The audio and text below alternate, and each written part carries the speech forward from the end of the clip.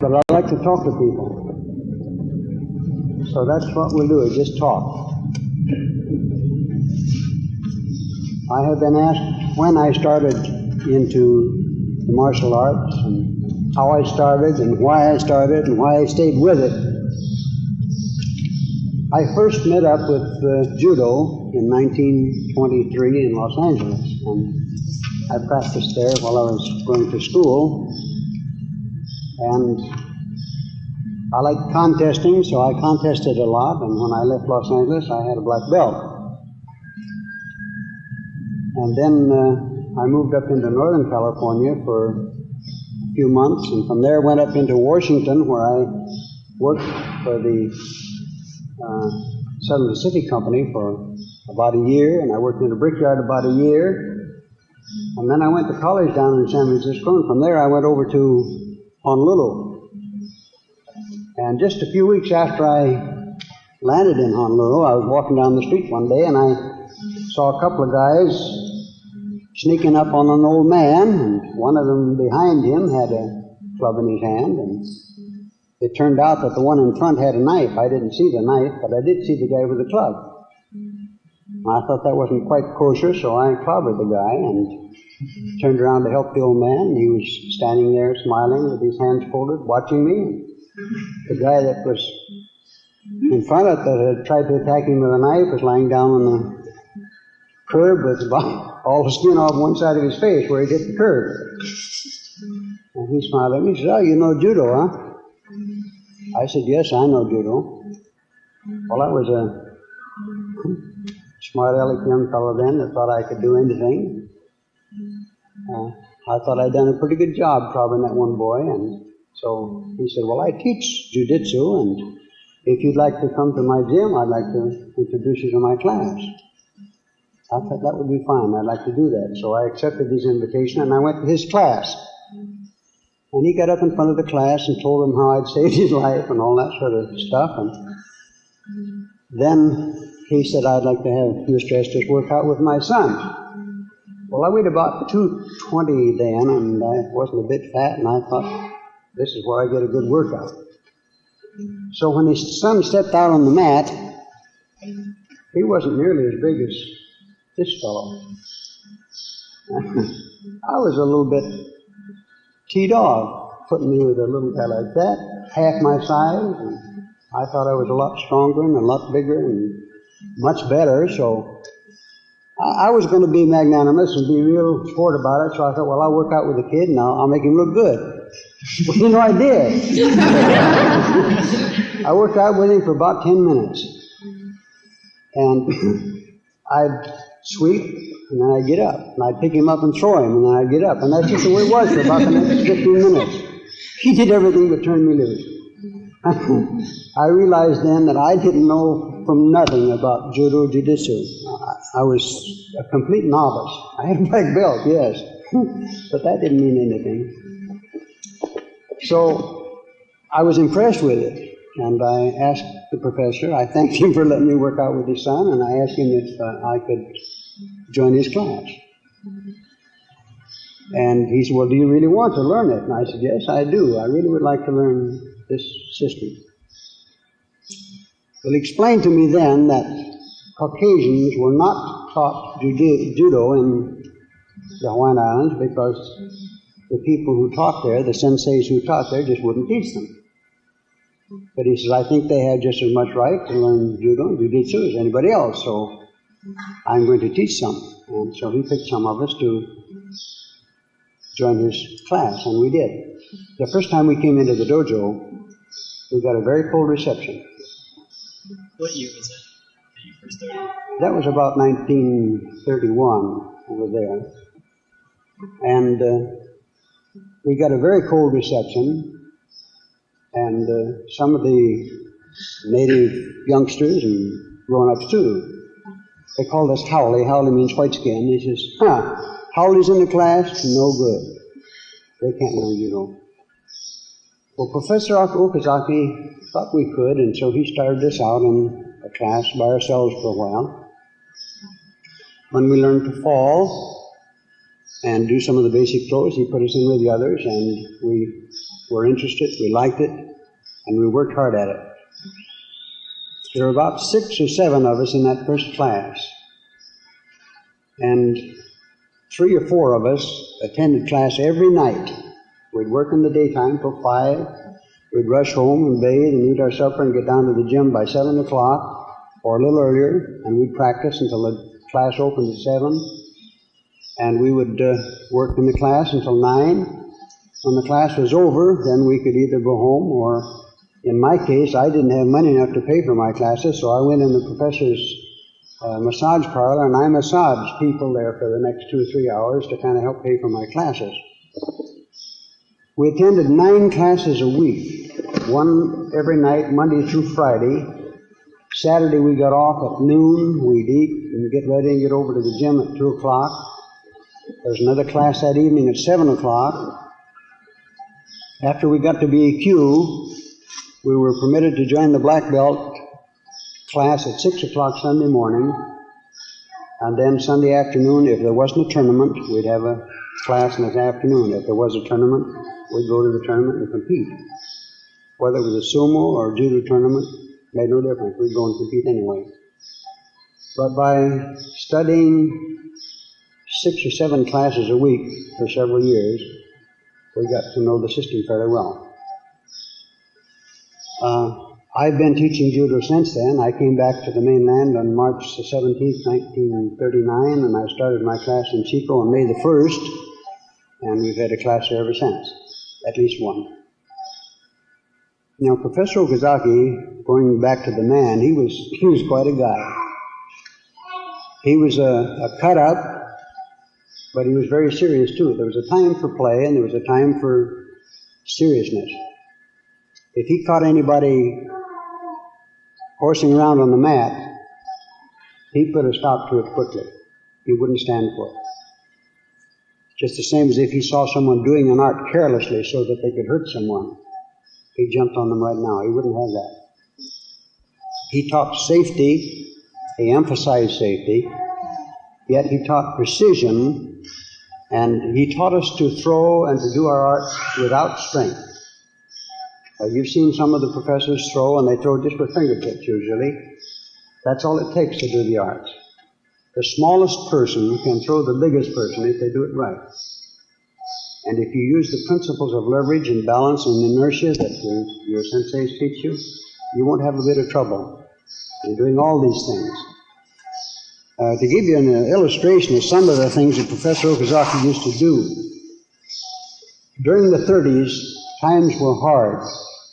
I worked 8 or 9 hours a day for $1.50, and finally I worked up till I got $2.50. I was doing real good. Well, I couldn't pay rent on my room and eat and pay for very many classes with that. But there was a lot of mugging going on there as well as here during that time. And Professor Okazaki didn't like that. And he did something about it.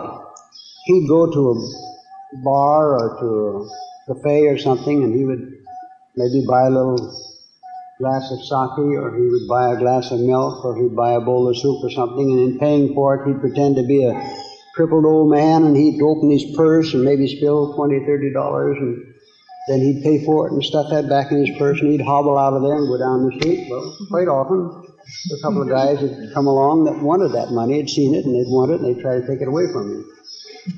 Well, after he'd thoroughly subdued them, he'd sit them down on the sidewalk or wherever he caught him, and he'd talk with them about the mistakes of trying to earn a living by robbery. And he was very convincing. A man never called him a liar. If you told him, if he said something, you said, well, that can't be true. You'd better be ready to prove it. To give you an illustration, a man came into his massage parlor one time that had constipation problems, and he said that he'd taken medicine that didn't do him any good, and he said, I hear that you're pretty good at that. He said, can you help me? And Professor Okazaki said, yes, I can help you. And he said, how far do you live from here? And of course the man was rather not only blunt but very rude. And he said, well, what's it to you? And the professor said, well, I'd like to know how far you live from here, how long it would take you to get home. So finally the professor convinced him that he should tell him, so he said, well, it's about 5 minutes walk. If I walk briskly, I can get there in about 5 minutes. The professor said, okay. So he massaged him with a massage that we teach you. But he did it very thoroughly, and then as soon as he was finished, he said, okay, now go home. Well, the guy said, well, maybe I don't want to go home. The professor said, take my advice, go home. Well, the guy stood around for about 5 minutes or so, and finally he decided maybe he better go home. And so he started for home. Well, some of the students followed him just to see how he made out. Well, he didn't make it home. These are some of the things that you could look for with him, because you didn't call him a liar because he wouldn't hurt you, no. But he'd convince you. One way or another, he would convince you. Now, if you told him out on the mat that our art wouldn't work, he would say, well, let's find out why. And so he would go out and he said, now, just how did you do it? And so they would demonstrate on each other. He said, well, look, now maybe if you did it this way. And he'd take a hold of the guy and wham, down he'd go. He could work the art so beautifully and so easily that it was amazing to watch him. And when newcomers would come in, or people from another system would come in and say, well, our system works, but that one won't. He would say, well, now let's talk about it. And he'd go out on the mat with them, and he convinced them. In just a few moments, they would admit that his arts did work, because they do work. And they did work. Another thing that he used to do is take us to parties. And when you go to the Japanese parties, they like to drink sake. And everybody there's your friend, and the custom was when you wanted to toast somebody, you'd fill up their glass and your glass, and then you'd drink yours. Well, they had to drink theirs or being polite, so they do it. And the first thing you know, they'd get up to go to the bathroom, and wham, they'd go take a dive. They never saw Professor Okazaki drunk. He never got drunk. He would drink with all of them, and yet he never got drunk. And we used to wonder about that, wonder what occult powers he had to keep from getting drunk.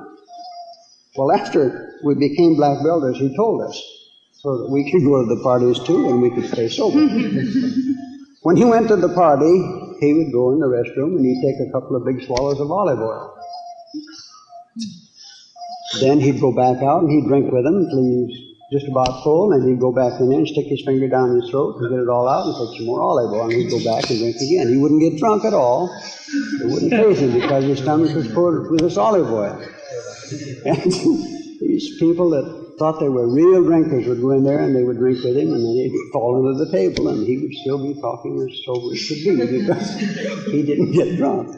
Of course, he didn't tell anyone excepting his black brothers how he did that. And then after these people would pass out and it was time for them to go home, then he would sober them up with this art that we teach, sobering people, so that they could go home safely.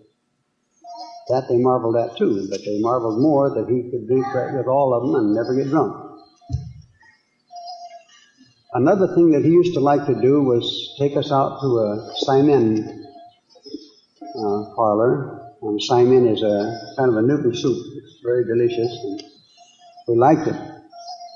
And we used to try to drink more Simon than he did. We never could. Now, how he did that, he never told us. But he could drink Simon dish for dish with any of us, and he could still drink after we had to quit. And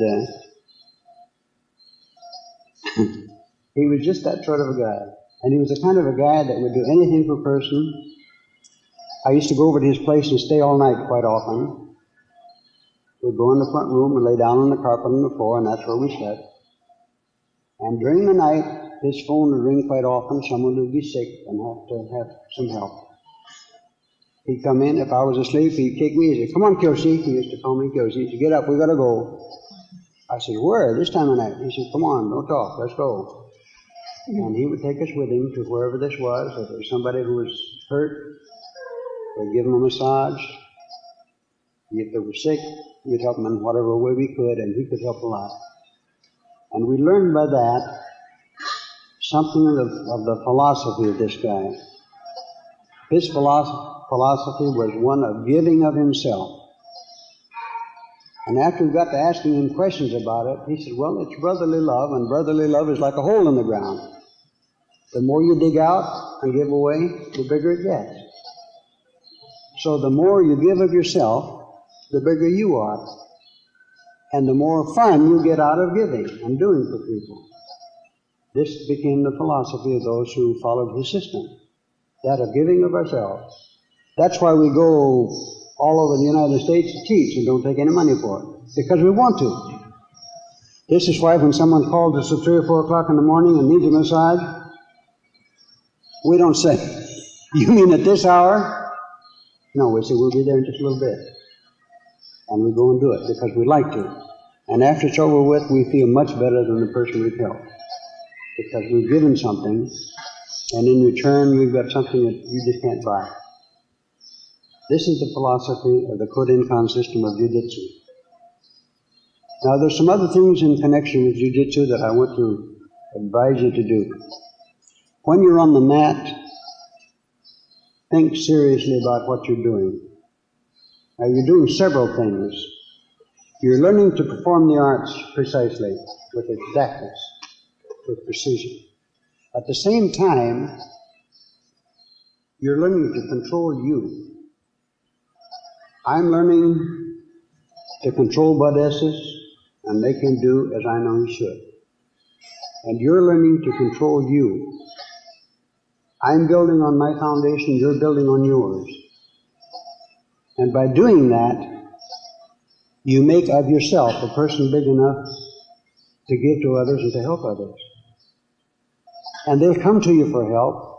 They'll bring others to you for help. But as they do that, they do something for you too. Because when they bring someone to you for help, it's a privilege, because it gives you an opportunity to give. And you know, giving is the greatest thing there ever was. Giving of yourself to others is wonderful. The person who won't give of himself to others and won't do for others is the most miserable person in the world. They hate everything and everybody, and few people like them. But when you give of yourself to others, you feel good, those around you feel good, and you've got lots of friends. So work at it.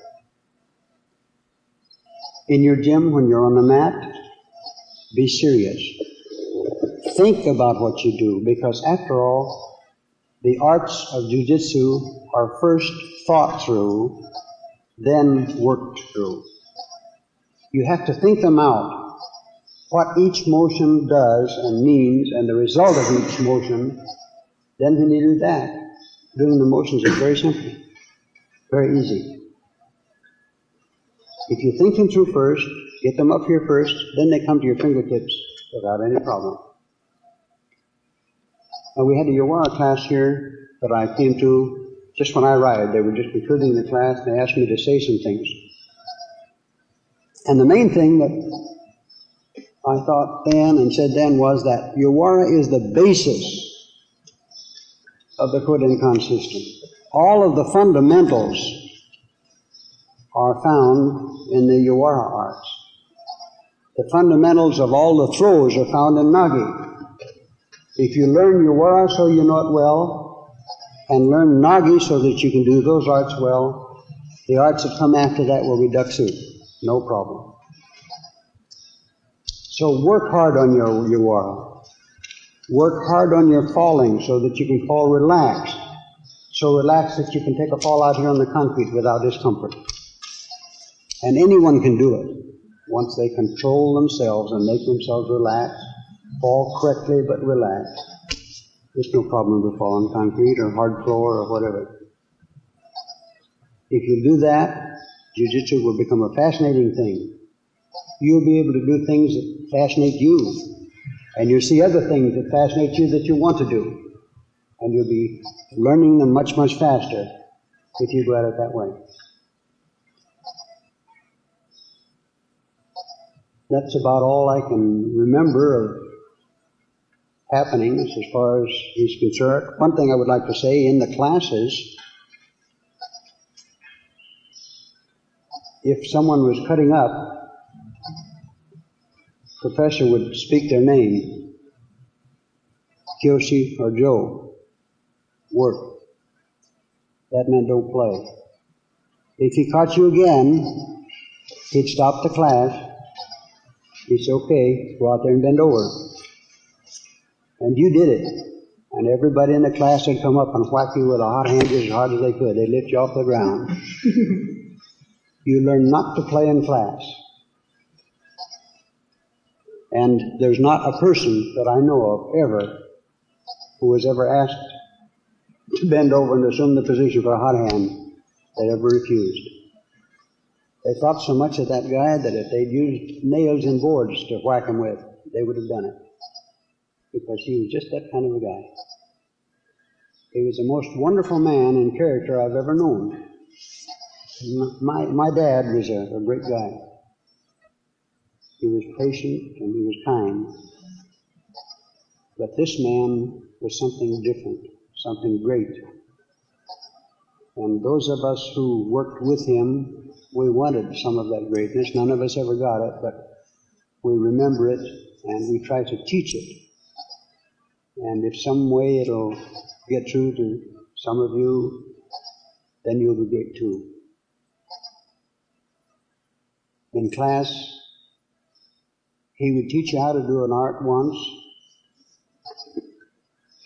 He expected you to practice on your own time until you learned it.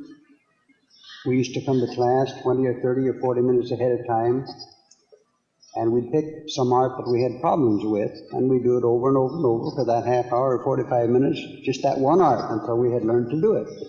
If it took us a week, every night for a week, thank you very, very much. I appreciate that.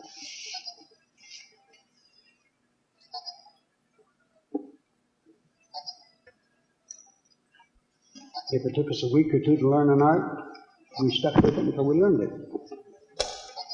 Now, some of the arts, when we first did them, we didn't like them because they were hard to do and hard to master. Well, his teaching was, if there's an art that you don't like, concentrate on that art till you get it. Then it will become your favorite. You know, that's so. You pick an art that you hate because it's so hard to do. And you make up your mind you're going to conquer that art, you're going to learn it, and you practice and practice and practice until finally one day just like that you've got it. Then it becomes a beautiful thing to you, and you can do it with ease, and it becomes your favorite. Some of the arts that I used to hate because they were so hard to do for me. But he taught us to go at it that way. You know, they became wonderful arts to do. I used to get lots of fun out of doing them because then they were easy to do. Norimi is one that I had problems with. Whenever I threw Norimi, I'd bring the guy forward like this, and if he was a black belter, instead of going on over, he'd land flat on me and just almost crush me into the floor. And so, on this particular art, he took Don Carver, who was my buddy, and he said, now I'm going to teach you that art. And he said, I want you to work together. And he showed us how to grip the jacket and push with our left arm and keep it straight. And he said, every time you bend that arm, your partner's going to whack you one. And, you know, we didn't get any whacks because we worked at it and we practiced it. And in that one afternoon, we could throw that thing with ease and we liked it. And now it's one of my favorites. And now I can throw it slow motion and the person can't fall on me because I listened to him and I did what he told me to do. And I can ease him right over right where I want them, the same as you can. He said, you've got to think the art through first. Each movement. And when you do that, then the rest of it becomes very easy. I've been told that you have some questions you'd like to ask about Professor Okazaki or anything about Jiu-Jitsu. And I'll be glad to answer any questions I can, yes. How big is Okazaki? Okazaki was about 6 feet tall and weighed between 190 and 200 pounds. It's big. Yes, he was a pretty good sized fellow. And you said he was crippled up. No. Well, you said he acted crippled up and old. Yes, he acted crippled up. When he wanted to bait the thugs that were out there mugging people on the street, he'd cripple along like he could hardly walk. But he wasn't a bit crippled. How old was he then when he did that? He was about, when I left there in 39, he was about 61 or 2.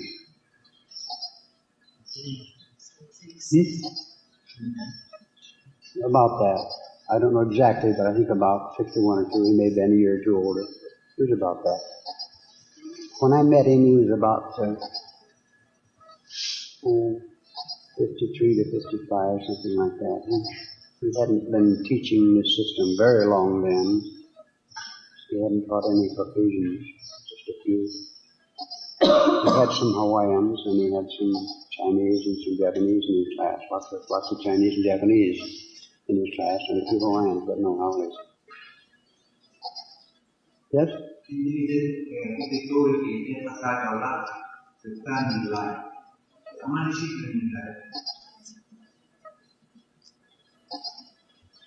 He had 3 sons, 1 by his first wife and 2 by his second wife, and he had 7 daughters.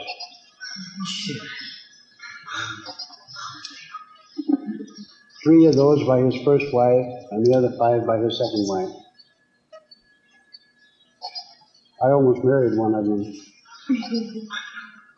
Did women get into the self-defense movement? I mean, with the talking? Did what? Did the women get into it? Oh, yes. Yes. Very shortly after I became a brown belter, he put me in charge of a girls' class, and we had girls there from 14 to 24 that were taking jiu-jitsu, and they learned all the jiu-jitsu katas that the boys did. And they were good at it, too. Yes. How long was it before whites were openly accepted to the Orientals? When he first started teaching us, some of the senseis over there went to him and told him it just wasn't done, that Howleys just weren't taught jiu-jitsu because we couldn't learn it.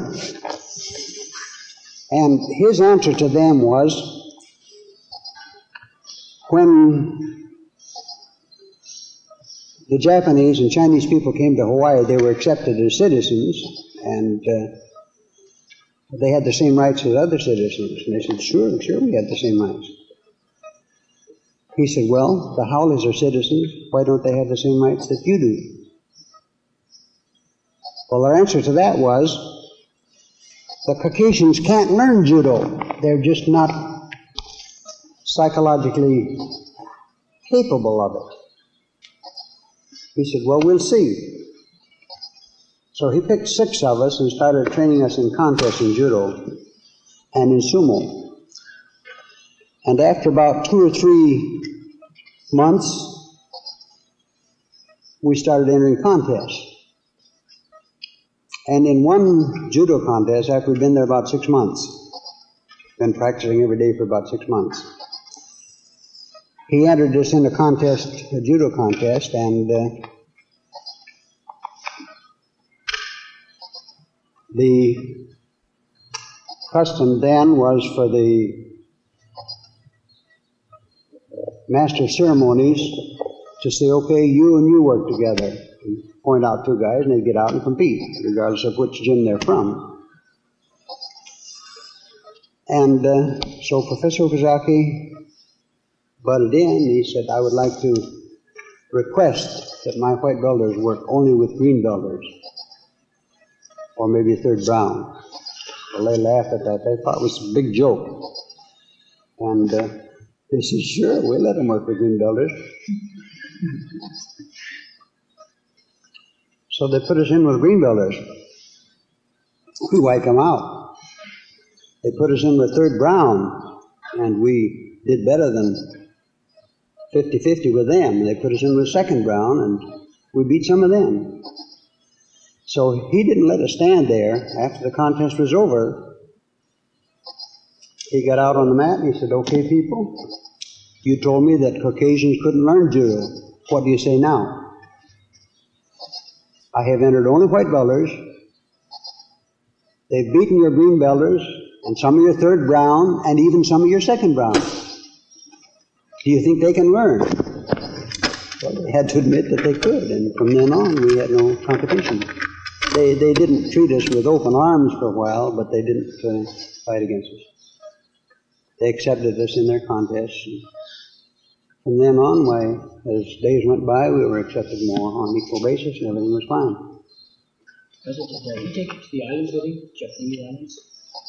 Pardon? Did Okasaki take you to Japanese islands with him? Yes, he took us to Japan twice. He took 5 of us there to compete with the Meiji University team. They beat us, but they didn't beat us by far. But from then on, we were invited back, and they invited us any time we could come. They would like to have us come. So we did well enough so that they respected us. And from then on, we had no problem with them. Yes. You said there were 6 people that he accepted at first. Who were these 6 people? Professor Rickards, whom some of you have seen. A man by the name of Charlie Wagner, who is now, or at least the last I heard, owner and manager of the Honolulu baseball team, professionals. A fellow by the name of Danzel Muggsy. He sounds like a dainty name. He was about 5'9", and he weighed about 210, and he had a 28-inch waist and about a 46 or 48-inch chest. He could grab you by the side like this and raise you up in the air and toss you away just like paper. He was the strongest, one of the strongest men I ever saw. He was one of them. He got killed in Corregidor. Curly Friedman was another one. He was a Jewish man who was a tile setter.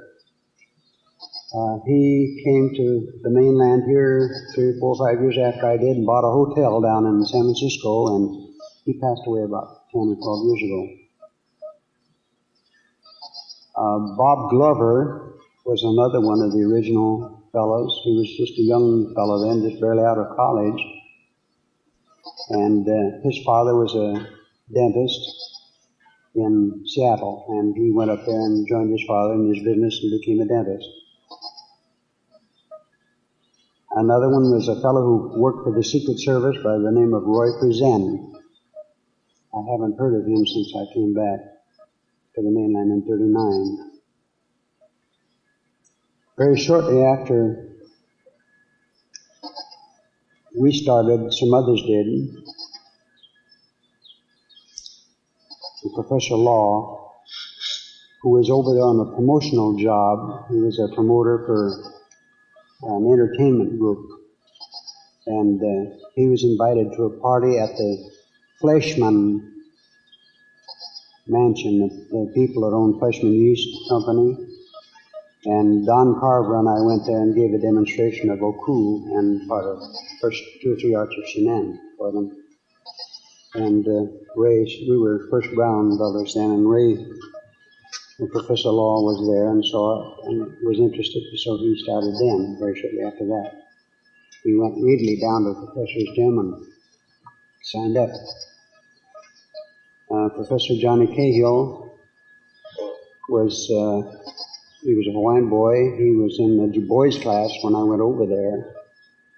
And he graduated to the senior class when I was a first brown belter, which made him a green belter in the seniors at that time.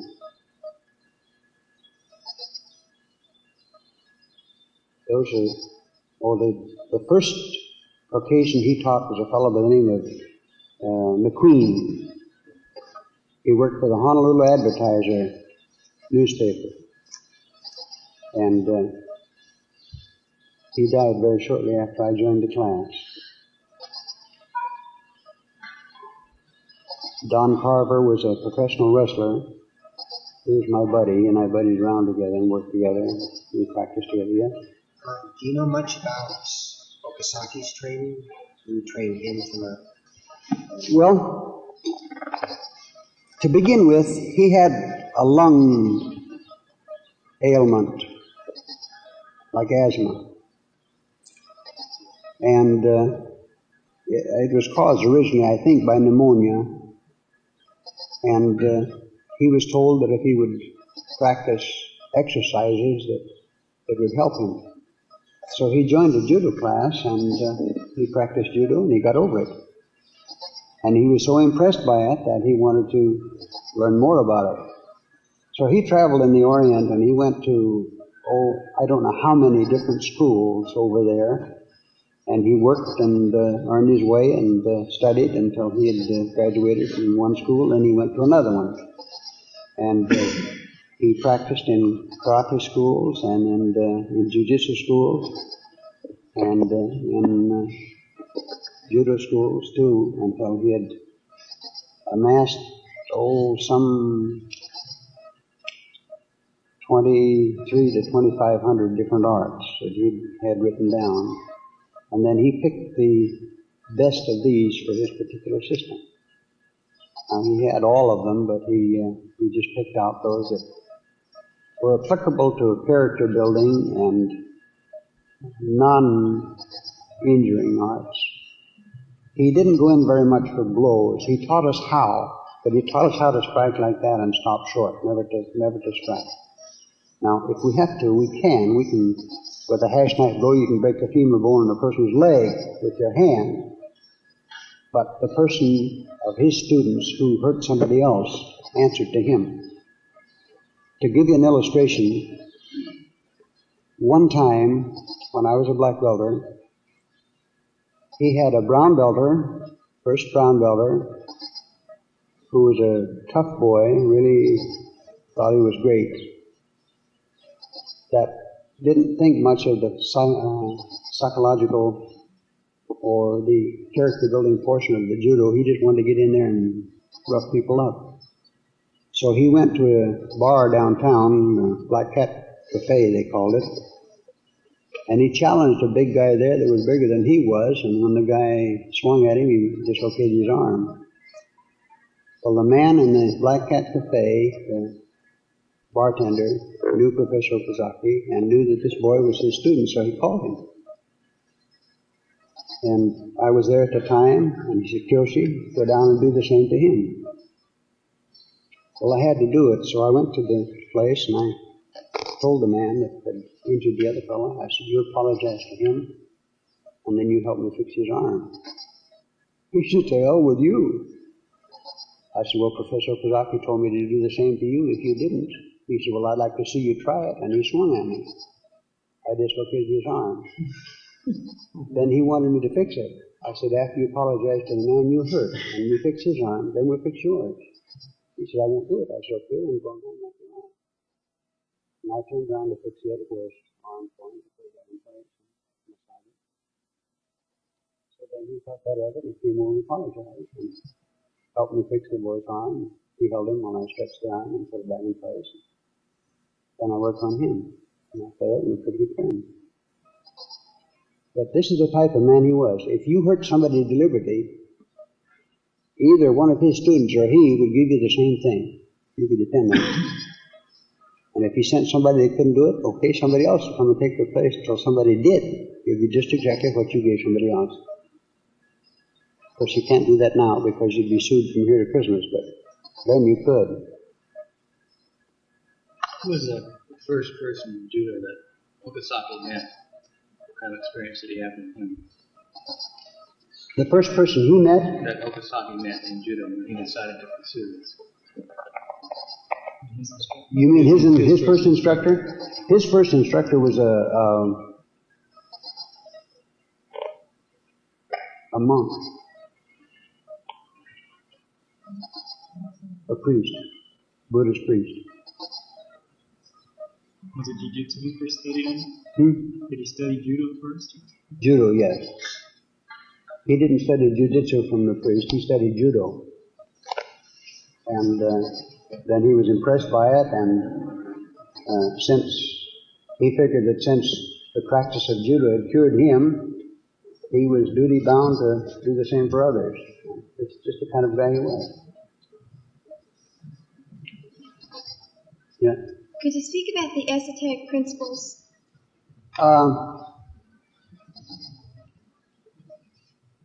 Yes and no. He didn't talk a great deal about them, but he did them. And he taught you how to live them, partly by example and partly by advice, advising you what to do and what not to do. He didn't give long lectures on the esoteric principles, no, but he did. He talked about them, and when some circumstance would come up in class, for instance, somebody get mad in class and lose his temper because somebody hurt him and he'd get up and cuss him, well, he'd say, sit down, and he would talk to us about it. And how much better it would have been had this person, instead of losing his temper, if he had gotten up and smiled and said, you hurt me and I don't think you should have, or whatever. It would have been much nicer than jump up and touch the guy.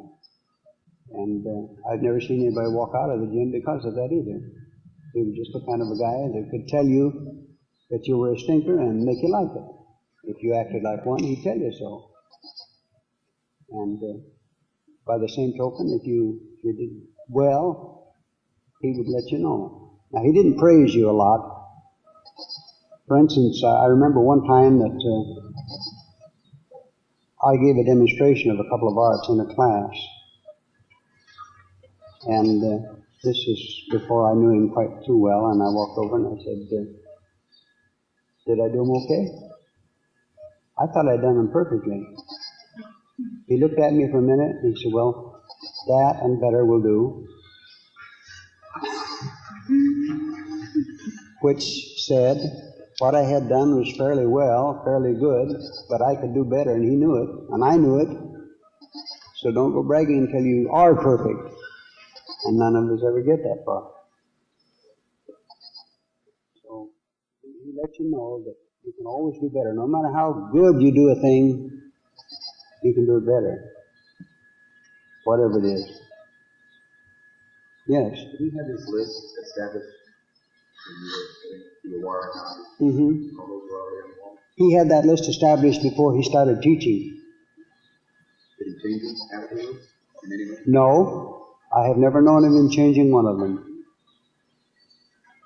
He added some variations once in a while, but he taught the original list. He made up his original list from the arts that he had gleaned all over the Orient, and they were the boards that we teach,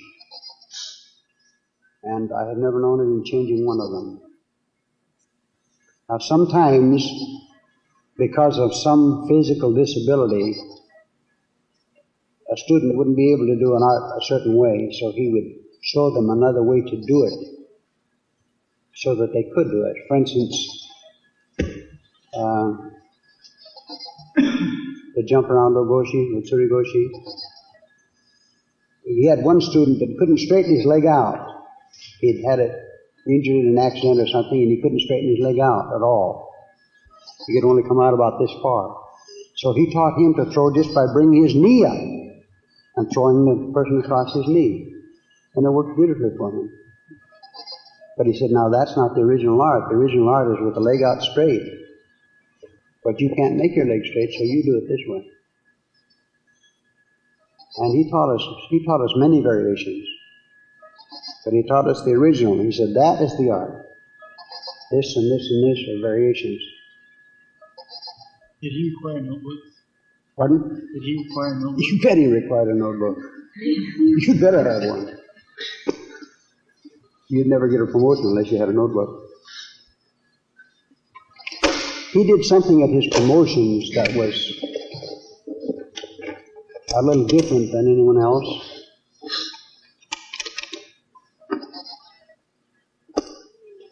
He had a different method of teaching his juniors and teaching his seniors. When he promoted a junior, he would tell them to take their belt off. If it was a green belt, he'd tell them to take it off.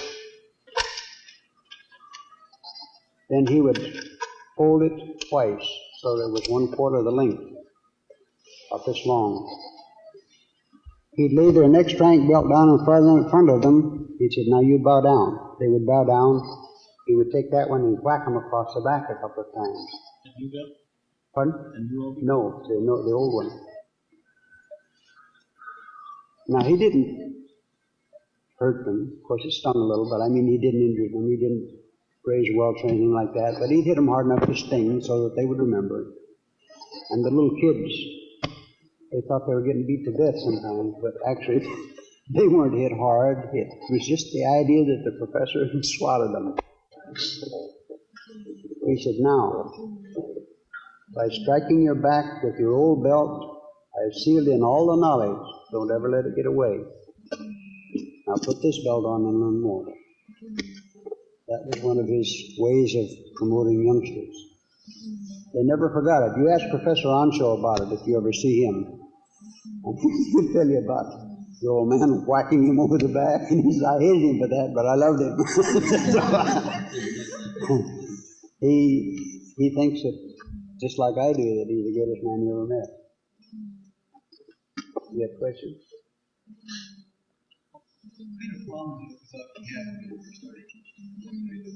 In the concentration camp? Practically none.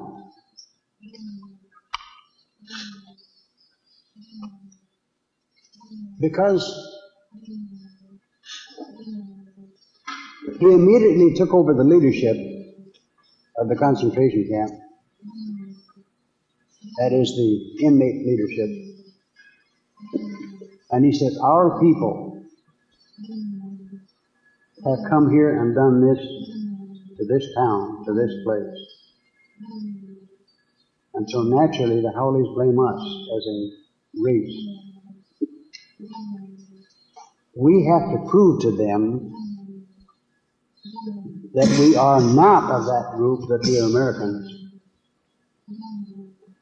And we have to cooperate with them. There were some in there that tried to sabotage and this sort of thing. He fought that, and when he knew about it, he chastised them right now. And he immediately won the respect of the people in charge of the concentration camp. Until very shortly, he could go and come as he liked. He had to come back there at night, but he could go and come as he liked during the daytime. And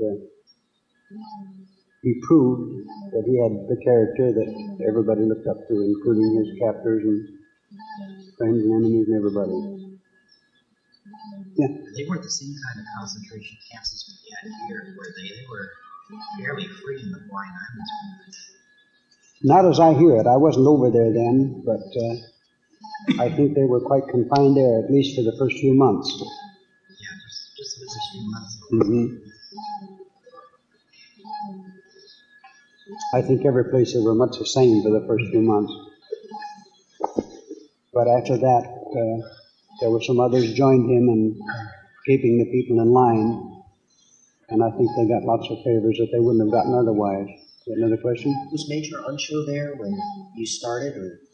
When I started, no. When I left there, Major Onshaw was, I don't see anybody here as young as he was. He was about 10 or 11 years old, something like that, maybe 12. When I left over there in 39. See, Major Onshaw just now retired from the Army. He was in charge of the West Point Judo team. And I think he was about 50 or something like that. So it's been 48 years since I left there, so he wasn't very old. He was just a youngster. I imagine about 10 or 11, around that.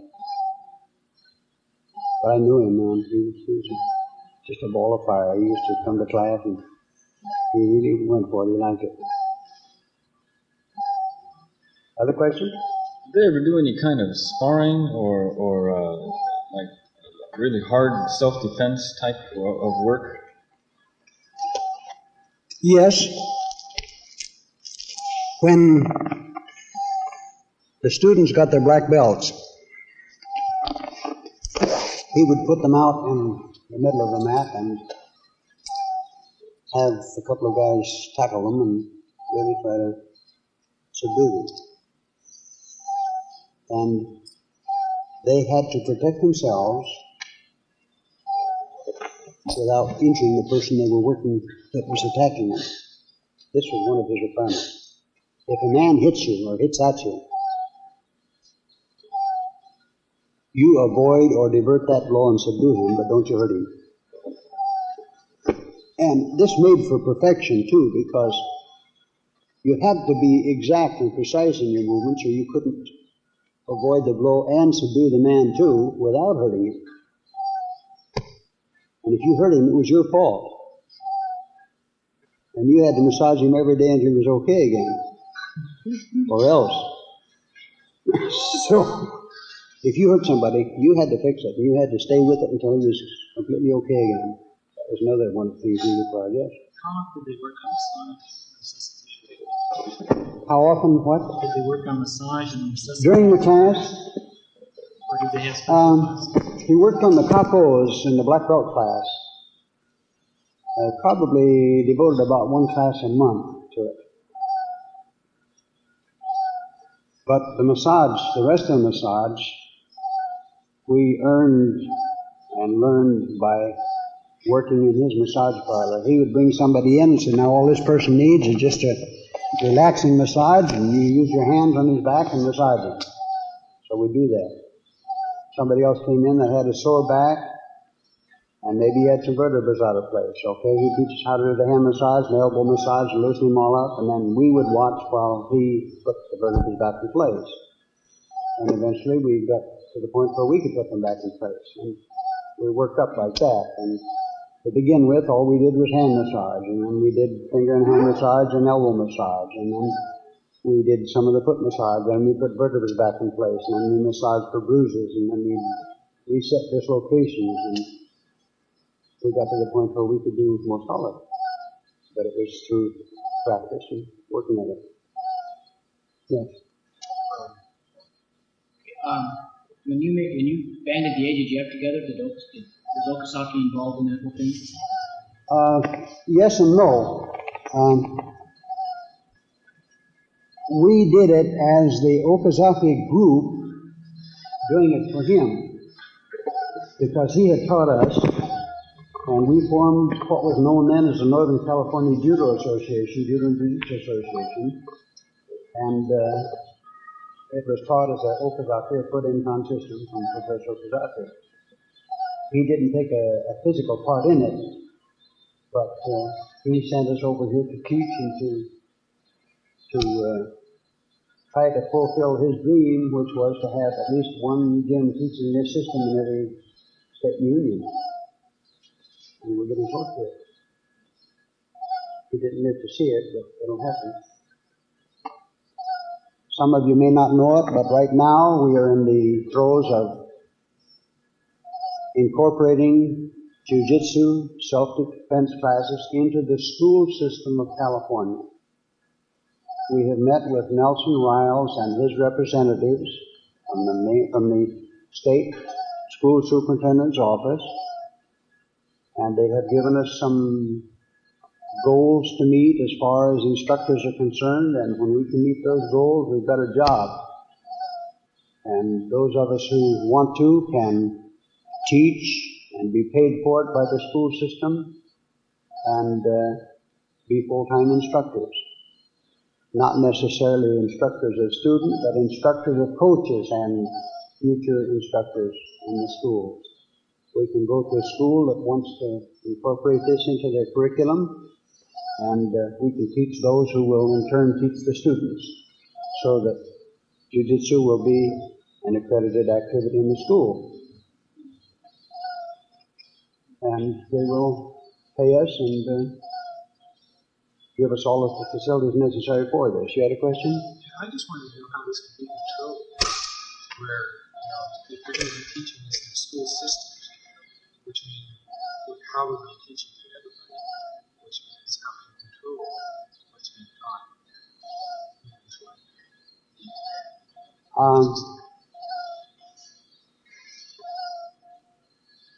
The AJJF will qualify the instructors who will teach those coaches and the junior instructors.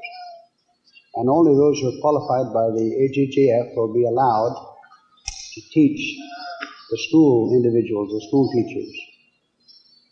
And along with that teaching, they will incorporate the principles of Bud and Khan and impress them upon those teachers to the point where they, in turn, will have to pass them on to their students. The schools themselves are looking for a self-defense system that is non-aggressive, something that builds friendship instead of enemies, something that builds gentleness instead of force. They want that in the school systems all over California, in fact all over the United States, particularly now. And this is what we're concentrating on. So those coaches and physical ed teachers who will be taking this course will be those who are picked by the school boards and the school administrations of each school and will be taught only by qualified instructors from the Bud and Khan system. When you learned sword techniques, we have about 4 in the chat. Did he do those with Boken? Did he do those with live blades? He started us off with the wooden swords, but later we did them with blades. But only after you passed tests with the wooden swords were you allowed to work with the live blade. Yeah. Getting back to this school of business and California school system, is there a target date for initiating that? And what kind of a scale will it be introduced on? Just very few schools? Or? It will be up to the individual schools to accept or not accept Jiu-Jitsu as a part of their curriculum. Will it be offered to all the schools? It will be offered to all the schools. And any school who wants this as part of their curriculum will be given the opportunity to either send instructors to a qualified AJJF instructor or to have one come to their school and teach them. And when they have passed the requirements of a junior instructor so that they can teach safely and correctly, then they'll be qualified and they'll start teaching in the school. Is there any date in mind when this might start happening? If we could do it tomorrow, they'd turn us loose tomorrow. They want it right now, as quickly we can get the instructors to them. How well qualified will the instructors have to be?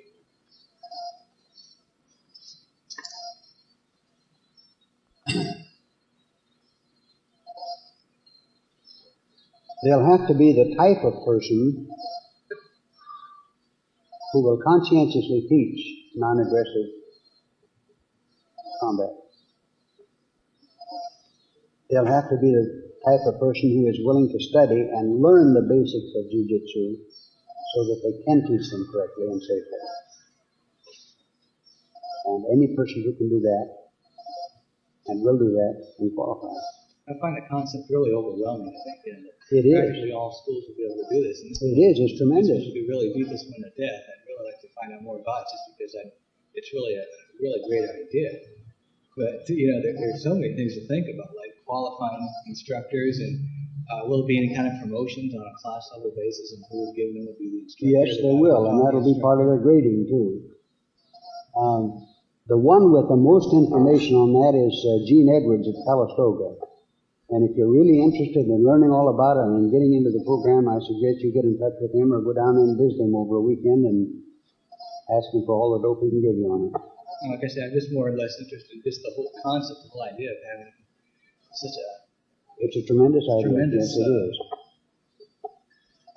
Now, of all of the jiu-jitsu systems and judo systems in the United States, they haven't accepted any one but us.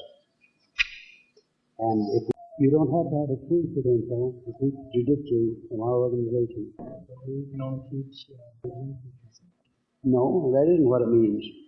It means that we'll be qualified to teach their gym teachers, but if we want to hold a class of students and the school will permit it, that's fine. We can do that too. And the students can get credit for it. Pardon? The students can get credit for this. That's right. That's the way it's set up now. Will it be under physical education? Pardon? Will it be under physical education? Yes. One or the other aspect. Students should be able to come and learn to educate. I believe that's correct too, yes. The new state curriculum now is towards individualized sports rather than group sports like we've had before. That's why this system fits me perfectly. Could be. Because it's individual. And the whole new curriculum is no longer, group sports are out, football, baseball, and all that. Excuse me. Well, you see, But those sports are available to the very few. that's the reason why. Out of a school of 1,000 youngsters, possibly 50 could turn out for football. And out of that 50, maybe 25 will get to play. Or 30 possibly. With the jiu-jitsu program, everybody that wants to can do it. And their application to it will depend on how good they get. So the handicapped and the dainty persons, they can do it, and they can do it beautifully, and just as effectively as the big strong boys can. So it's something that's open to everyone, boys and girls, and their teachers, so that everyone can do it. And it's a kind of a sport that makes for better people too, yes. The Western people's thirst for competition, do you think that will start to get into jiu-jitsu? Well, it is right now on the karaka test. That's how it will be done? That's right. Or judo? If you go to a skating contest, you don't fight with the person, you try to outskate him. Okay, in jiu-jitsu, you try to outperform him in your kata. Same kind of competition. Any other questions? To change the subject, we can go back. I'd like to be curious about two things that I was very curious about when I opened up the schools was what was the building like? How did he have it physically arranged? Also, how did a regular class go? Like if someone exercises in STEMIs and arts, and lastly, did he have meditation inside of the school? In the adult classes, when you came to class ahead of time, and most of them did, unless there was some busy beaver like I was part of the time who wanted to get out there and conquer an art that was giving me problems, we would sit down at the edge of the class or at the edge of the mat, just sit down and meditate until class started. And always we would do that at least 5 or 10 minutes before the class started. No talking.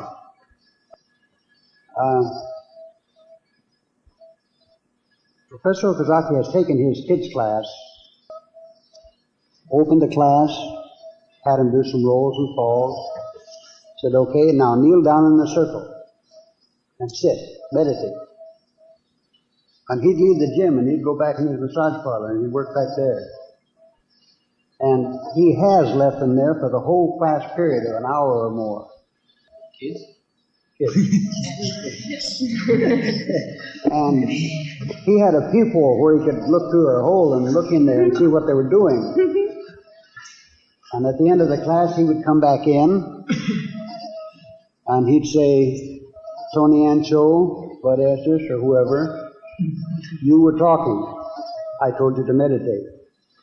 So when the rest go, you stay for 15 minutes and you meditate, or half an hour, or whatever. If you were horse playing, maybe it was an hour. You only did that once. The way he brought it out, he had a way of telling you that you had broken the rules very kindly and made you feel like a hero.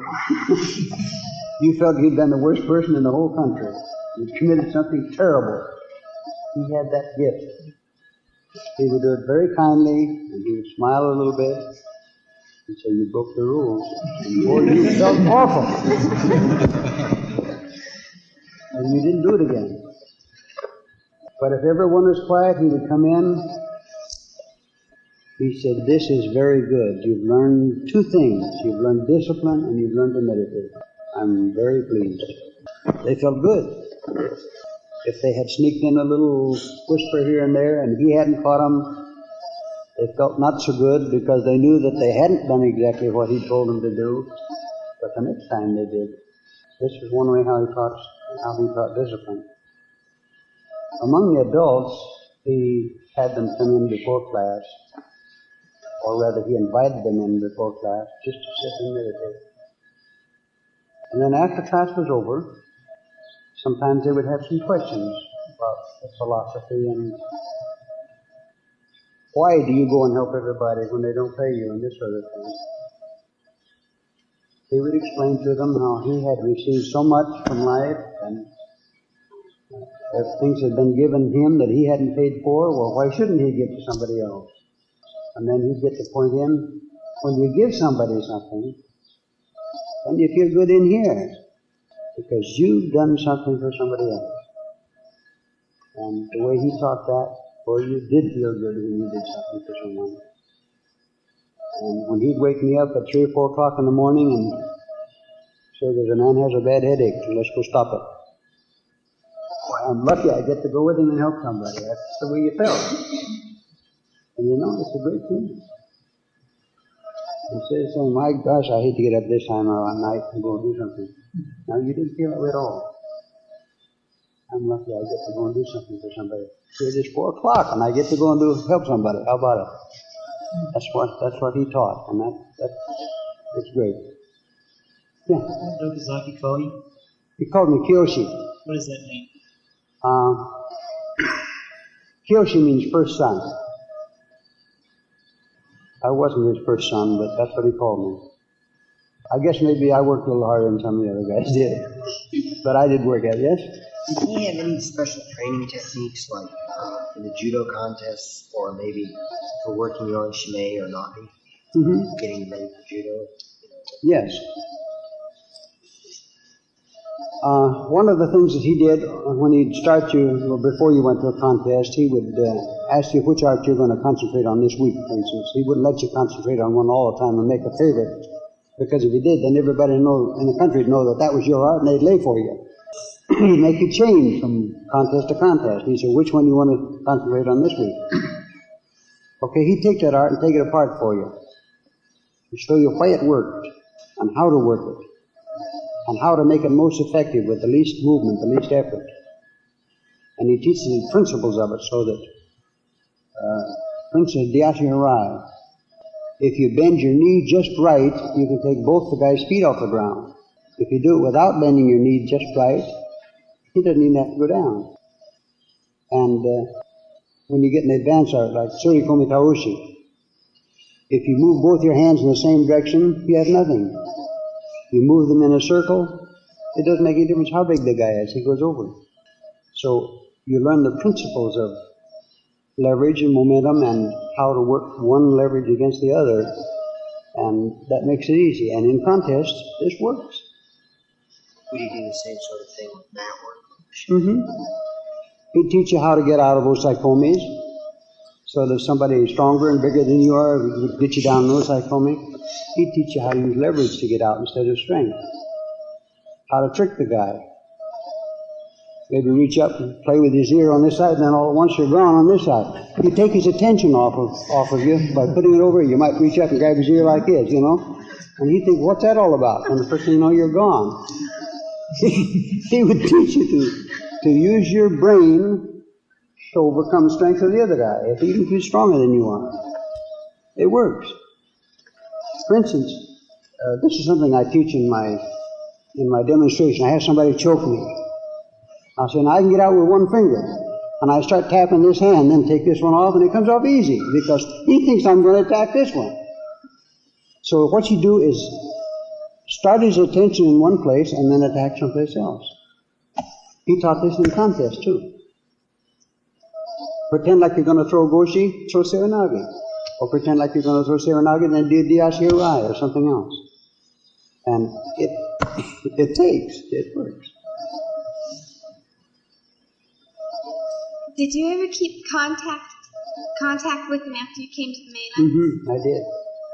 I wrote to him many, many times, and I received many letters from him. Have you saved him? Some of them.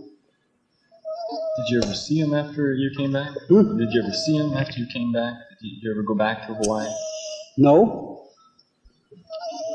We conducted a lot of demonstrations or circuses, if you want to call them that, sold tickets to them, and we had sellouts to earn money to bring him over here. And we had earned enough money that way to bring him over. And then he caught something, I don't know, pneumonia or something. He passed away before he could come over. And he never did get over here again. Yes, he's been over here before that, but not after we started the schools here. He was over here before I ever saw him. How old was he when he died?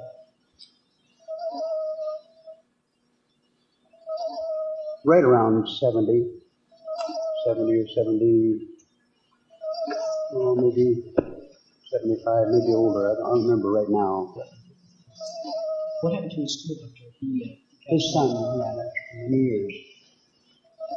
son? Yeah, Hachiro. Judo? Hachiro is his son, and one of them. He ran it for many years. Was his first son? No, his first son was, we called him T, Tatsuo. He's a career Army man.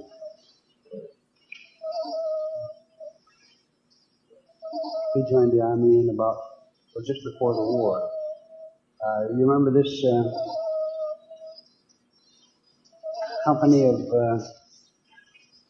Japanese boys and Hawaiian boys, the Gopher Broke Bunch? You've heard about them, and during the war, he was one of those. Special detachment. Boy, they raised havoc for the Japanese Army. Did you work much with Ray long? I mean, work out a lot when you came over here? After I came over here, we used to go down to Oakland about once a month and hold black belt classes at his gym or at John Cahill's gym. Or there was another fellow who, Professor Rickard's gym. There was another guy by the name of Glenn Smith who had a gym over on Treasure Island. We'd go there sometimes. But we had a black belt class where we all got together and worked out about once a month down in the Bay Area, usually. Sometimes up in Chico, but usually down there. Is Hachiro still teaching now? Is that son that came over, is he still teaching now? He has the massage parlor, and he's running that, and he has his boy or his grandson, I don't know which, is teaching the pitch player. Did Okazaki have a bunch of schools and things that are private now? His daughter has them. His daughter? Mm-hmm. Is she the one that's in California? Yeah, she lives down in the Bay Area. Esther, yes. And she has all these materials? Mm-hmm. Are they available, or they're keeping them pretty well closed? Well, she's made them available to some of us in the Federation if we want them, if we need them. Are they something that would be valuable to us, the Federation? In memory of him, yes. The schools themselves are quite similar to those that we already have, because he made copies of them for us. Is there any, you guys maybe getting them together? Yes, we thought about it, and we talked to her about it, and she said, well, she'll try to get them all together, and when we're ready to put them someplace where they'll be all together, she'll be glad to help us.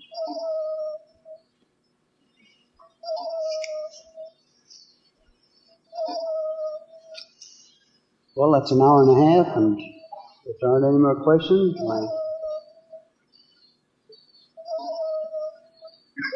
I want to say this, that I've talked like this to a lot of groups, but I've never had a group that's more attentive and more polite. I'd like to tell you a story, though, about a trip that we made back to New York about 4 or 5 years ago. Professor Fisher and I went back there. And there had been a couple of third-degree brown belters who went back there, and apparently they thought they knew the quote-in-con system pretty well, so they taught some of the people back there the quote-in-con system. And so they invited us back there for a seminar. And we went back, and when we went into this one gym in New York, the sensei of the gym, who was about a 3rd or 4th degree black belter, got up in front of about 40 people, and he said, we've invited Professor Estes and Professor Fisher to come out here and demonstrate Kodokan Jiu-Jitsu. Frankly, we don't think much of it. Ours is a lot better. Were they teaching jiu-jitsu also? Well, after fashion, yes. Their system. Anyway, I felt very much like the professor was like he must have felt, because I felt that the arts would work. And so I asked the man, I said, well, which arts don't work? He said, any of them. I said, well, suppose you name one. So right out of the blue sky, he called Ukuri Harai. I said, well, suppose you and I come out here on the mat and find out if it works. He said, well, I can't come on the mat today, but he said, I've got a boy here that can work with you. And he called a brown belter, first rank brown belter out. The guy weighed about 240. He was a taxi driver, and he had real strong arms, real strong boy. And so we went out on the mat. I threw him Ukuri Harai. He said, you tricked me. I said, well, maybe that's the principle of jiu-jitsu, is doing something you don't expect the other guy to do. He said, well, do it again. So instead of taking 3 steps, I threw him on the first step. He said, that was another trick. I said, well, it worked. Well, he wanted to change the subject again then, so he said, well, now, they tell me that nobody can choke you. I said, well, I wouldn't go so far as to say that, because probably a lot of people can choke me. He said, you mind if I try? I said, no, I don't mind if you like. So he started to choke me, and I told him he'd have to be better than that.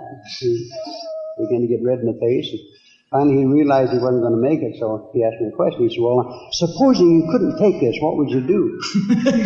So I put my hands under his elbows to get his attention out from under him, and I swept his feet out from under him and set him on his standing on the mat. And he looked up at me. He looked at the mat. He sat there for, I guess, a full minute, and finally he turned around to the other people there. He said, listen, you guys, if these guys tell you an art works, you guys better believe it. He went with us every place we went back there, and he was our biggest ally in the whole place. And since then, they've been begging us to come back. Herb went back with us a couple of times. He'll tell you how much fun it was to go back there and work with those guys. They want us to come back. They just beg us to come back, and they don't want us to leave. In fact, almost every year, they send us tickets to fly back there, and they keep us while we're there and feed us and house us and fly us back home again and send us some money that goes into the Federation Fund besides that, because they want us back there. And we only go for 3 or 4 days. The last time we went back, we took 4 days. They paid our fare back there, and home again, kept us while we were there, wined us and dined us and all that sort of stuff. And when we were on the mat, which is about 12 hours a day, wasn't it, or 15, when we got back, they sent us $5 for the Federation Fund. I mean, $500 for the Federation Fund. So they want us there. Our system works, and it works beautifully. And don't ever let anybody tell you different, because it's the best there is. Yeah. Prof, for instance, when Professor Okazaki was teaching black belt class, did he often, in working for precision, have you work 1 or 2 techniques during that day? Or did he feel you should know them well enough that he would try and review lots of techniques? Usually in every black belt class, he picked 1 or possibly 2 arts. You can't inhale water, can you? He'd pick 1 or 2 arts and he'd take them apart. And go through each individual movement. The grip. The overbalancing your opponent. The steps, the precision placing of your feet. The sweep or whatever it was that the art was consisted of. And he would teach you why each movement was important, what each movement contributed to that particular art. And then put them all back together and have you go through the arts thinking of each movement as you did it, what it was, how it worked. And it made the arts very simple and very easy to do. Made them beautiful. That's it? Yeah. On that same line, let me ask you more questions, but did he do like a Miwara and these kind of things? Did he have a lot of, did he try to combine them a lot and move a lot, or did he pretty much just stay like Katari Zushi A and then Katari Zushi B, or did he like take Miwara or whatever and do a lot of combinations? Or did he pretty much just stay according to the rules? He did very little in the way of combinations. His system consisted of specific arts, and he taught them as specific arts by themselves. He felt that if you learned these arts individually, you could make any number of combinations yourself and make them work beautifully. Did he ask you to do that, or did he just kind of... To make combinations? Yeah, just play. No, he didn't ask us to make combinations. He asked us to learn the basic arts and learn them perfectly. So in those lists, there are already some combinations where you learn from in the list that he made. That's true. He taught you how through his list. Sometimes he would take Momiji Hazushi, for instance. Now, Momiji Hazushi, the original, is an inverted V escape from a choke. He said, now I'm going to show you some other ways that this can be done. But he'd make it plain to you, this is the original art. Now I'll show you a bunch of variations, and he would show us 5, 10, maybe 20 variations of that particular art. But you should remember the basic. If you remember the basic, then there are principles in that basic that will apply to any escape from that particular position. And if you remember the principles of that one basic, then you'll never be at a loss to think up lots of variations. Like Professor Fisher. Before his guys get a black belt, he wants 100 variations of Yawara, doesn't he? That's few enough, because there are lots more than that. Some of the guys down there have asked how many variations there were, and they said, well, how many are there for this art? I don't know. I'd say, well, have you done this one? And I'd show them one that I'd learned. No, but we did this one. And so we'd go through maybe 5 or 10 or 15 variations of one art, and there'd be some more there that they hadn't run across yet. And that's the way it is. And while doing that, we'd stumble on maybe one that none of us had seen before, because we used the principles of that particular art and found some new ones. But we still maintain the basic one that Professor Okazaki taught us. That is the original. How many variations you have is up to you. If you can do 1,000, fine. More power to you. The techniques you taught in Jiu-Jitsu as far as Nagi and Oku, things like this, did you change them any when you would go out on a mat and practice Judo, or did you just do them exactly the way you're taught? I have always tried to do them exactly like he taught them to me. They work very well. They have worked beautifully. I have never changed one consciously. And I never will. I'll do variations, yes. But I'll still teach the original as he taught me, as close as I can. I think that much of his teaching and his character and the guy himself, that I wouldn't change a thing he did. You got another question? Have you had any problems with your arm and working with Judo and Jiu-Jitsu? No. Because I learned to throw this way. That's one thing he taught me. He says, you've got a crippled arm, but you're not a cripple. If you do jiu-jitsu right, you don't need strength. This other arm is stronger. I can rip a person's hand and break the bones with it. But I don't need that strength because I got enough in this hand. This is enough. That's the way to learn to do it. Do it exactly, not with strength. Did he teach you holding a cracker to do the techniques? Yes, quite often. What happens when you rub the cracker? Well, you just eat it, right? He didn't have to tell you. You knew. Don't burn. Yes, he did. 2 people hold of a cracker and throw them with it. Huh? You mean? You take hold of a cracker, and me take hold of a cracker, and then use that momentum to throw you. Did they make crackers different in those days? No, they don't. They were just as breakable as they are now. When you lit, it would break, but it would throw you. You'd maintain the cracker until after you'd left the ground. Jeez. It can be done.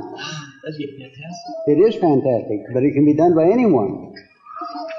Do you teach like that very often? You come to the Black Belt classes. Oh, okay. So bring your own crackers. The originate that list. As a list, yes. The arts themselves, most of them came out of the ancient. He did put the list together. Yes, he put the list together. Yeah. Where did the Hanbo art come from? They came from the ancient Jiu-Jitsu.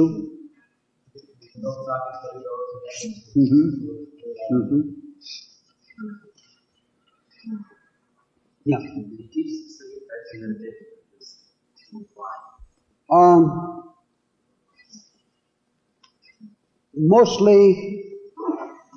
Mostly by example.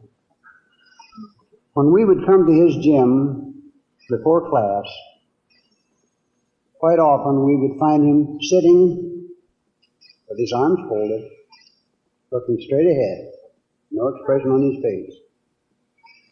If you spoke to him, he wouldn't even hear you. And he taught us how to meditate that way. Now, if you tell a person to think about nothing, but don't think about a white elephant or a pink elephant, that's the first thing you'll think about, and pink elephants will be flying all over your mind. So he taught meditation in a more positive way by teaching you to think of a black void and a little star or light way out there in the black void. Well, you can visualize that very easily. Watch that star as it recedes into the distance. Concentrate on it until it goes clear out of sight. If it goes clear out of sight, you may sit there for 10 seconds or 10 minutes or 10 hours, and it'll all seem the same to you. Because you'll be concentrating to the point where you've wiped your conscious mind completely blank and let your subconscious take over. This is a good way to resolve problems, because your subconscious mind is many, many, many times sharper and more intelligent than your conscious mind. And if you let your subconscious mind solve your problems are gone, because it can do it easily.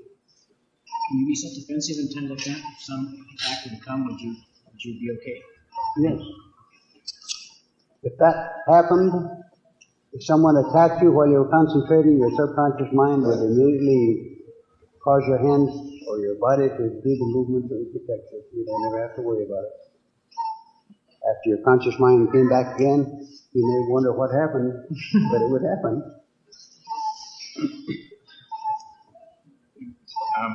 In his book, The Science of Self-Defense for Girls and Women, there's a picture of a person named Tetsui Watanabe. Can you tell us anything about that? Black belt holder in John Sanru is the caption. Only that this individual has received quite a bit of notoriety and publicity, but as to the individual, I don't know much about him. What I read in the book. I don't know that particular individual personally, so I don't know about him. As in what I've heard, all of it or any portion of it could be true. I don't know. I've never met him personally, so I can't say.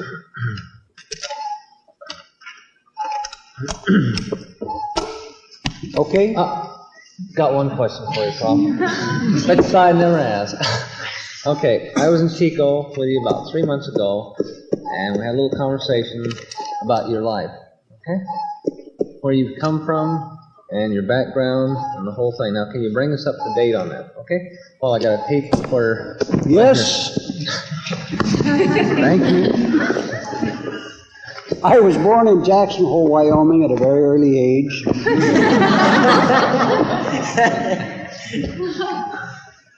I never tasted beef that I recall until I was about 9 or 10 years old. I lived on elk meat, as far as the meat portion of it was concerned. Thank you. My dad was a cattle farmer,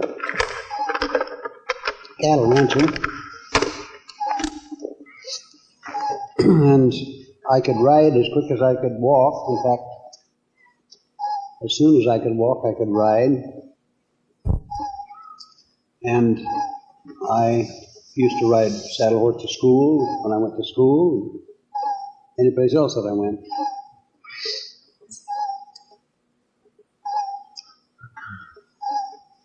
When I was about 11 or 12 years old, my dad started working for the Reclamation Service, and we moved all over the western states. And I went first to one school and another one until I was about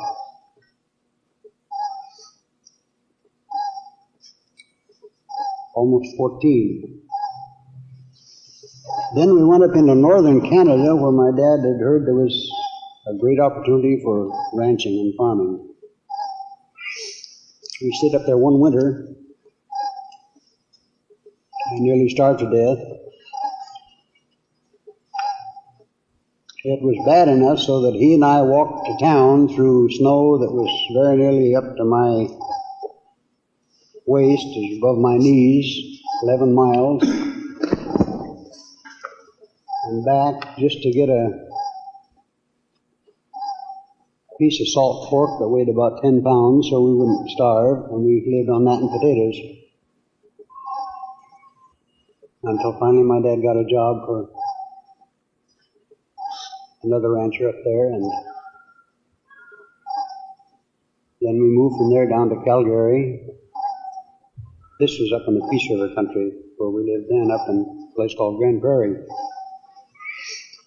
I had some rather unique experiences during that time. I used to do odd jobs for some of the other ranchers. There was one guy there by the name of Mr. Breeden, who was a politician.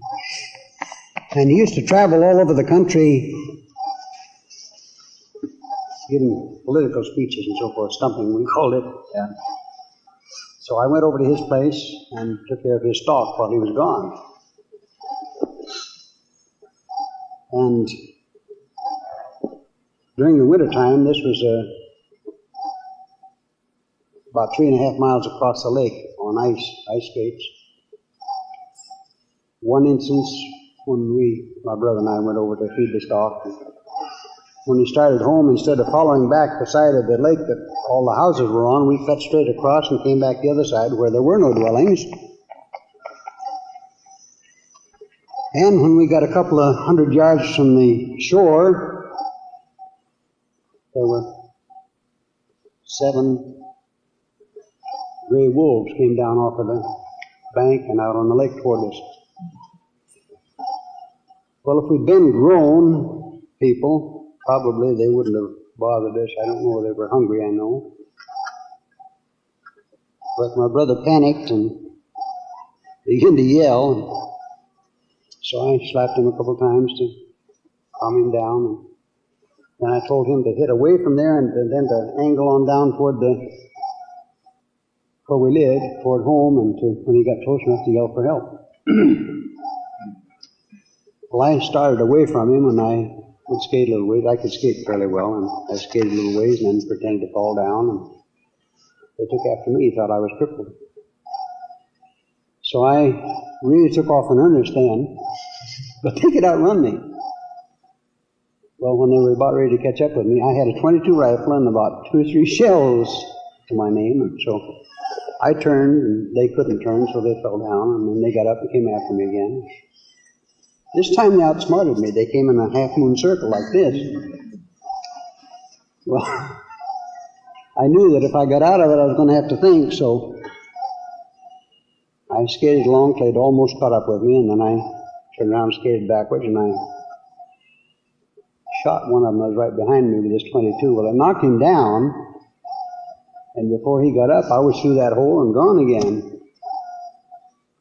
Well, they got up and took after me some more, and this one got up and came along too, but by that time my brother got down close enough to home so he attracted the attention, and there was one of the neighbors down there had a cutter, which is a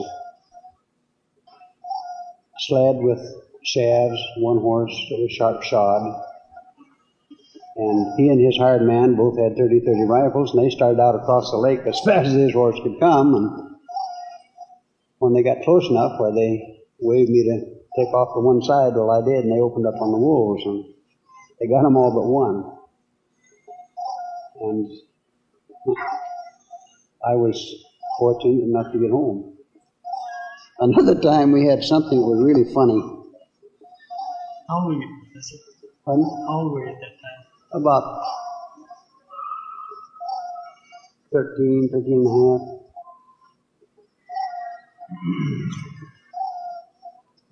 Another time, that same winter, we were going to school. We had to go to school about 6 miles.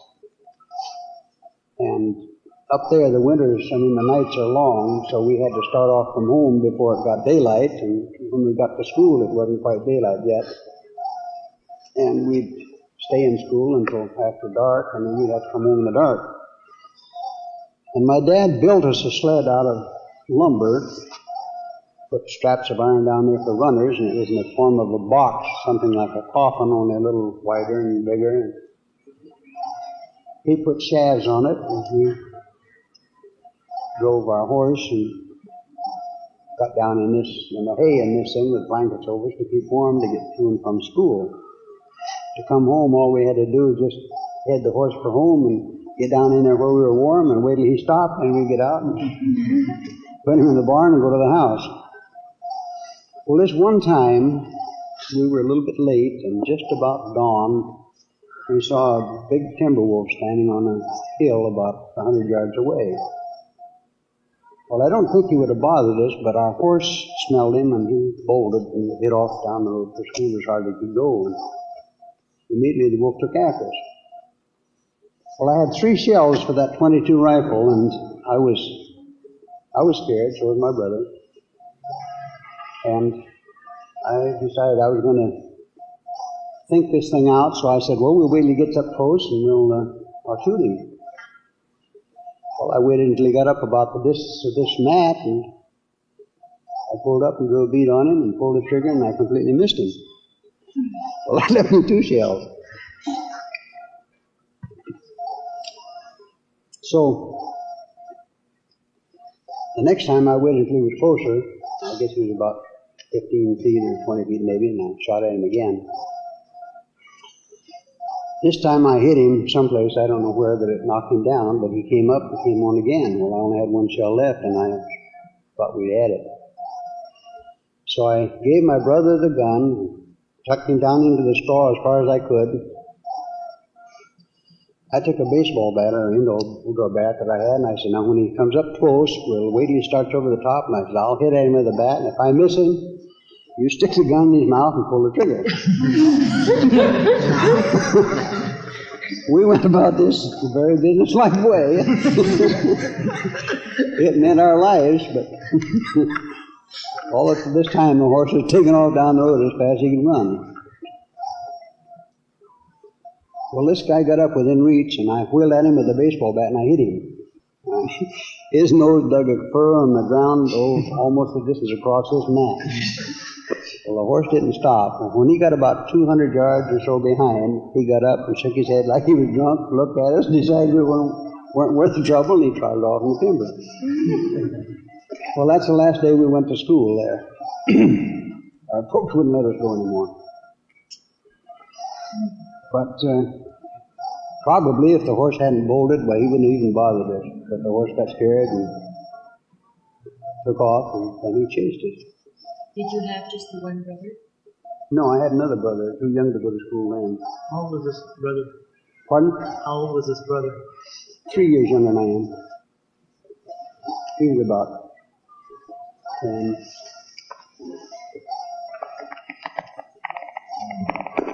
So much for the wolves. They had snowshoe rabbits up there, and we lived on snowshoe rabbits a whole lot of that winter. And two things that I'd like to tell you about. One is that when we went out hunting snowshoe rabbits,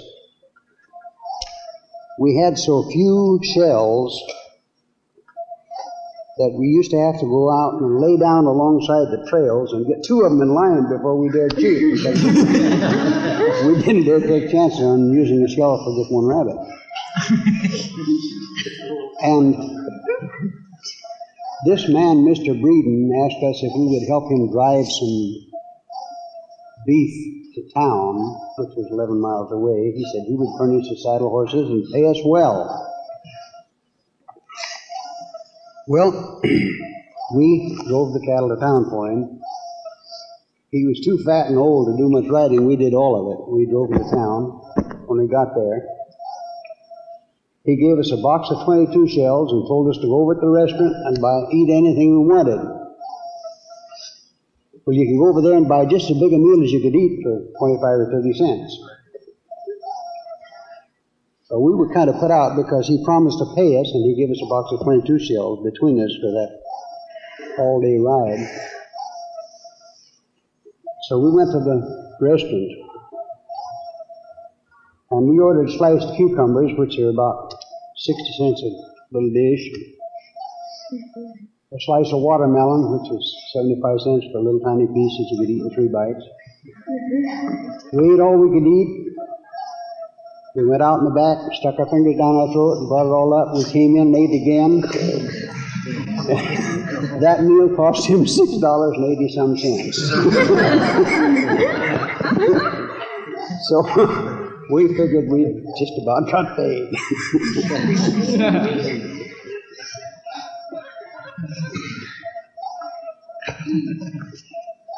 Yeah. Pardon? Is that the brother in Livermore? Yeah. Yes. He doesn't live in Livermore anymore. He's moved up to Grass Valley, but he used to live at Livermore. Small got too heavy down there for him. Where's the other brother live? Over at Santa Rosa. He's a retired school teacher. He's the Brother next never one. got interested in martial arts. The one that's over in Santa Rosa came over to Hawaii because I stayed over there so long. He came over to bring me back home because he wanted to go to a special school, and he wanted me to come back home and look after the folks for him so he could leave. And so he came over there and stayed a few months, and he got to be around all that. How long did it take you to get your Shodan? 9 classes a week. It took me a little over a year. Was that a general thing? For most people? Well, if you attended 2 classes a week, like the normal person would, it would take you about 3 years minimum. But I attended every class and practiced when there were no classes, and it paid off. Keep going on that way about your arm and that. What your incident with the, with your brother? Yeah. A drunk guy shot me. My brother and I were out hunting rabbits. This was in, I don't know where you know where Alpha, California is. You know where Delano is? Early March. 11 miles west of Early March is Alpha. Little town, about half as big as this gym, maybe a little bigger. We'd gone out in the country, and we were about 3.5 miles from home, and we had a Model T Ford, the crank type. And these 2 guys in the car, we'd stopped and we'd gone out across the field shooting at jackrabbits.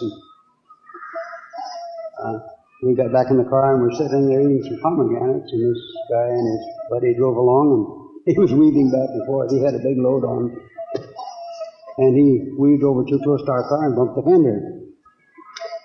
And he jumped out of the car and asked me what I'd run into him for. I said my car hadn't been started for half an hour or more. I told him so.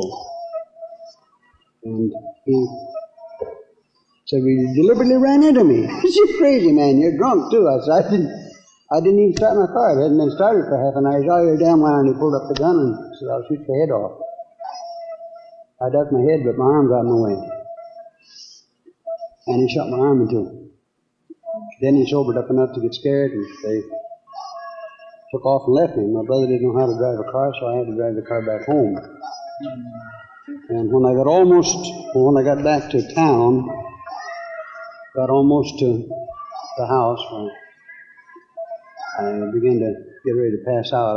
Things got hazy, I couldn't see where I was going, so I told my brother to take the wheel, and I said, aim it right for the clothesline post. I said, when you start in the yard, let me know. So he says, I'm starting in the yard, so I turned the key off, and I couldn't see where we were going. We stopped just before we hit the clothesline pole, and they took me to the hospital, and here I am. Good as new. About how old were you right then when that happened? Do you know when it happened? How old were you? Do you know when it happened? Okay, I'll tell you then. I was about 16. That's what I heard, but I didn't know for sure. Tell us a part about the doctor. Tell us the whole thing. Come on. Well, on the way to the hospital, my mother went to the hospital with me, and a neighbor took us there in his car. I was laying on the back seat with a bunch of pillows, and the doctor met us at Early March. He thought I was unconscious, and he told my mother, he said, this boy won't live to get to the hospital. I said, Doc, someday I'm going to come back and punch you in the nose for that. He says, kid, I hope you do. Well, when I was 16, I was 96. I stayed in the hospital 501 days. And when I was 18, I weighed 196, and I went back to see him. Of course, he didn't know me. When I walked in, he said, what can I do for you, young man? I said, it isn't what you can do for me, it's what I can do for you. He said, well, what's that? I said, I promised you a couple of years ago that I was going to come back one day and punch you in the nose. He said, nobody ever said that to me. I said, yes, they did. Then it dawned on me, he says, you're not that little kid in the car, are you? I said, that's the guy. He said, well, boy, I'm glad to see you. Punch away. And I said, no, I just wanted you to know that I made it back. So he took me out and bought me a big steak dinner, and we had fun eating together.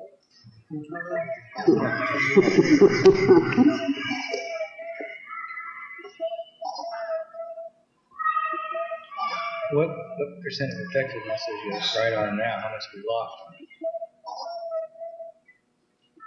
Well, I can't walk on my hands very well, but I can do almost anything else. I can do anything anybody else can. As far as strength goes, how much can you lift with it? Strength-wise. I can't quite chin myself with one hand, but I could at one time with that hand. With that hand? With this one, yeah. With the other one, I could do it 3 or 4 times, but with this one, I could almost chin myself once. How did you start taking judo in Los Angeles, was it? Yeah. How did you start doing that? How old were you now? Then I was...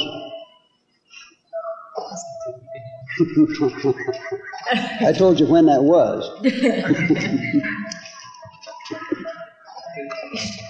That was some time before I got shot.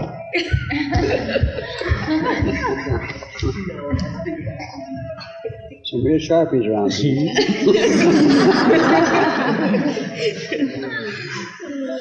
If you want to know how old I am, I'm not 70 yet. I'm crowding it, but not quite. I got a few months yet to go. And I can still take you down on the mat. I know that. I know that. Take us both down. At the same time. With his weekend. You know, I've had more fun here today than I've had in a long time. I enjoy this very much, and I want to thank you all for the supper and for being what you are. It's great. I guess I've used enough of your time. Keep going another couple hours. I got plenty of pictures. That's right. It's been over 2 hours. That's the way with my mouth. I get it started and I can't turn it off. I don't say anything either. But think about the philosophy behind this and work on it. I'm sure you'll like it. And it'll get you where you want to go. There's nothing that you can't do with your mind if you will. Think about that too. You know, Einstein was supposed to be a pretty smart cookie. But they say that he used a little over 5% of his potential. We have the same potential. How much do we use? Maybe a tenth of 1%, I do. But let's work on it. When you're on the mat, use your mind. Use it a lot. Because this is first a thinking art, then a giving art. That's what makes it so great. And there's no other organization in the world that can beat it for absolute value. So remember that and work to build it, work to spread it. And those that you come in contact with will be better off, richer, so will you. If you're like me and never have a dime, so what? You're still rich. You've got lots of friends and you're happy.